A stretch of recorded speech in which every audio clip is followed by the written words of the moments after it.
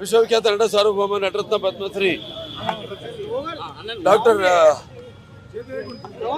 అలాగే తెలుగుదేశం పార్టీ వ్యవస్థాపకులు అందరికీ అన్న నందమూరి తారక రామారావు గారి యొక్క 29వ వర్ధంతిని పురస్కరించుకొని మరి ప్రతి సంవత్సరం శ్రీపతి రాజేశ్వర్ గారి యొక్క ఆయన ఉండగా ఆయన రామారావు గారు శివైక్యమేక లింగైక్యమేక పరమ ప్రతించాక ఈ ఎన్టీఆర్ అమర్ జ్యోతి ర్యాలీ ఇక్కడ నుంచి ఇక్కడ రసూల్పురా నుంచి అన్నగారి విగ్రహం నుంచి రామారావు గారి యొక్క ఘాట్ దాకా ప్రతి సంవత్సరం నిర్వహించడం జరుగుతుంది.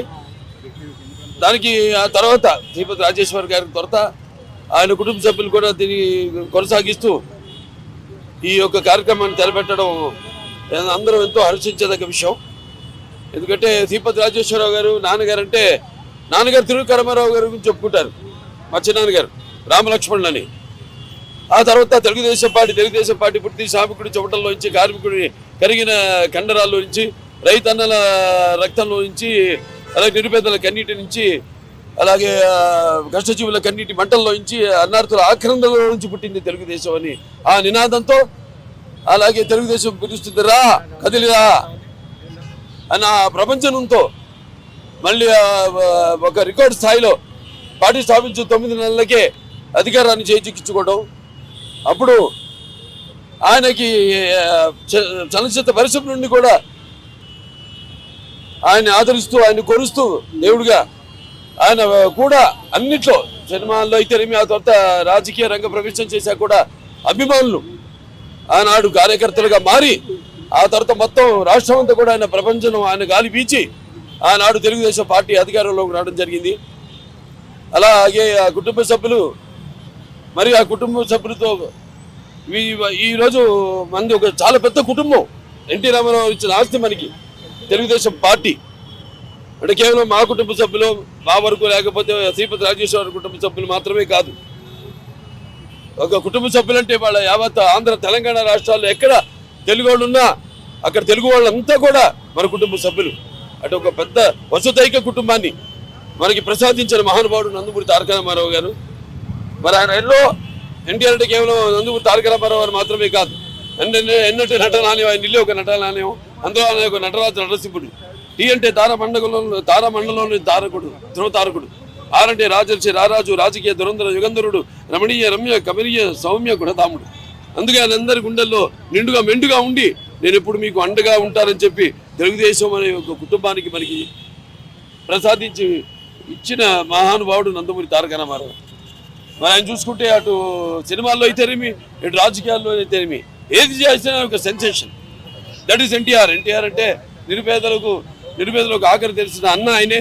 అలాగే జనం భవిష్యత్తుకి దారి చూపిన అమ్మ ఆయనే. అలాగే ఆయన ఆదరించిన ఆడపడుచులకి ఆర్థిక స్వాతంత్రం ఇచ్చిన అన్న కూడా ఎన్టీఆర్.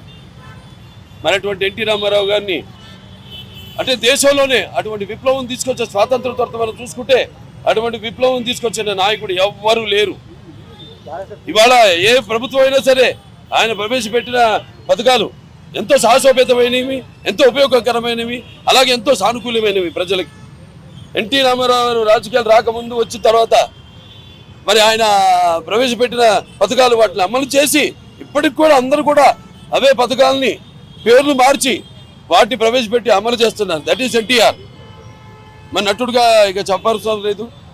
రాజకీయ రంగంలో కూడా ఆయన గురించి చెప్పడం అంటే ఆ సూర్యుడిని వేలెత్తి చూపించడమే అవుతుంది. That is NTR. ఆయన ముందుగా ఒక నటుడిగా ఆయన వారసత్వాన్ని ముందుకు తీసుకెళ్ళడం, అలాగే ఒక హిందూపూర్ ఎమ్మెల్యేగా 3వసారి నేను గెలవడం అది నా అదృష్టంగా భావిస్తున్నాను. సినిమా ఈ ప్రపంచంలో కూడా మొన్న విడుదలైన సినిమా అంతా ఆయన ఆ పుణ్య దంపతులు, తల్లిదండ్రులు ఇద్దరు కూడా వాగర్తావు సంపర్తం, వాగర్త పతిపతి, జగత పిత్రం అందే భారతీ పరమేశ్వరం అంటాం. నాకు అంటే మాతృ ప్రార్థన అంటే నా గాయత్ర పరమంతన మాతృ పరదేవత నారే పరత శ్రత నానుతాత్ పాతకం పరం పితృప్రార్థన యస్మత్ పార్థివ దయా ప్రాదుర్భూతుని భక్తి గురుణ సంతుల మాంసి శాస్త్రం తస్మై సర్వజ్ఞ మూర్తి పిత్రే. అటువంటి పుణ్య దంపతులకి బిడ్డగా పుట్టడం నా పూర్వజన్మ సుకృతంగా భావిస్తున్నాను. అలాగే నేను చెప్పినట్టు ఇంతకుముందు ఇది ఒక పెద్ద కుటుంబం ఇవాళ తెలుగుదేశం అన్నది.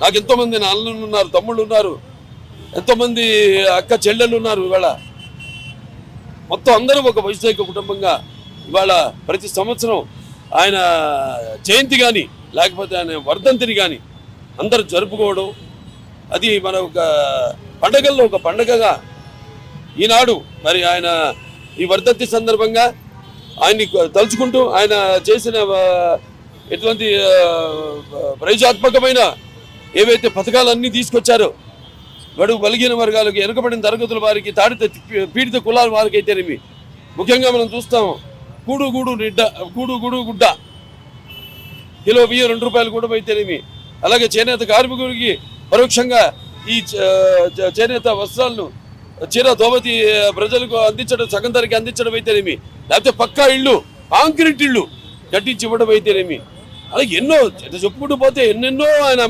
మాత్రమైన కార్యక్రమాలు. మరి ఆయన ఆదరించిన ఆడపడుచుల కోసం తండ్రి ఆస్తిలో సమాన హక్కు ఇవ్వడం అయితేనేమి, లేకపోతే వారి కోసం ప్రత్యేకమైన పద్మావతి యూనివర్సిటీని తిరుపతిలో స్థాపించడం అయితేనేమి, ఇలా ఎన్నెన్నో అభినవ భగీరథుడు నందమూరి తారక రామారావు. ఒక హెచ్ఎన్ఎస్ఎస్ అయితేమి, లేకపోతే గాలిరి నగరు అయితేనేమి, లేకపోతే ఒక తెలుగు గంగ అయితేనేమి, ఆయన మానసిక పుత్రికలు, ఇవన్నీ అభినవ భగీరథుడు ఆయన. అలా ఏది చేసినా ఒక సినిమా రంగంలో అయితేనేమి, ఒక రాజకీయ రంగంలో అయితేనేమి, ఆనాడు ఎన్డీఎఫ్ చైర్మన్గా ఉంటూ ఎన్నో విప్లవాత్మకమైన అక్కడ కేంద్ర ప్రభుత్వం చేత కూడా ఇక్కడ ఓడినా సరే దేశంలోనే ఎన్నో లక్షల కోట్ల మంది రైతులకు ఆయన ఎన్డీఎఫ్ ద్వారా రుణమాఫీ చేయించడం జరిగింది. అలాగే మండలాల ఏర్పాటు, అంతవరకు దూరంగా ఉన్న అధికారాన్ని కొన్ని మైళ్ళ తరబడి బడుగాపులు కాయాల్సిన ప్రజల వద్దకు పాలన అంటూ ఆ రోజు 330 తాలూకాలని 1100 మండలాలుగా విభజించి ప్రజల వద్దకు పరిపాలన తీసుకొచ్చిన మహానుభావుడు నందమూరి తారక రామారావు. ఇక్కడ తెలంగాణలో అప్పుడు ఏదైతే 6 జియోని తీసుకొచ్చి స్థానికులకి వాళ్ళు ఏ ప్రాంతం వాళ్ళు అయితే ఆ ప్రాంతంలోనే వాళ్ళు ఉద్యోగం చేసుకునే వెసులుబాటు కల్పించిన మహానుభావుడు నందమూరి తారక రామారావు.